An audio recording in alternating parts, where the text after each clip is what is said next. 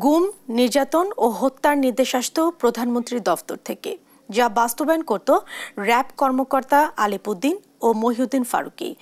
মঙ্গলবার আন্তর্জাতিক অপরাধ ট্রাইব্যুনাল 1-এর চেয়ারম্যান বিচারপতি মোহাম্মদ গোলাম মর্তুজা মজুমদারের নেতৃত্বাধীন বিচারিক প্যানেলে জবানবন্দিতে এ কথা জানান রাজশাহীর সাবেক আইজিপি চৌধুরী আব্দুল্লাহ আল মামুন। বেলা 11:50 সাক্ষ্য দেওয়া শুরু করেন জুলাই আন্দোলনের সময়ের পুলিশ প্রধান মামুন। তিনি বলেন, আন্দোলন দমনে মরণাস্ত্র ব্যবহার, হেলিকপ্টার থেকে গুলি ও ব্লক ব্রেডের সিদ্ধান্ত হয় রাজনৈতিকভাবে।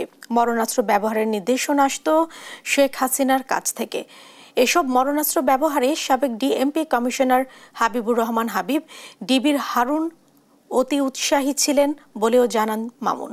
আরও জানান, 2018 সালে নির্বাচনে আগের রাতেই 50% ভোট ব্যালট বাক্সে ভরে রাখতে শেখ হাসিনাকে পরামর্শ দেন সময়ের আইজিপি জাবেদ পাটোয়ারি।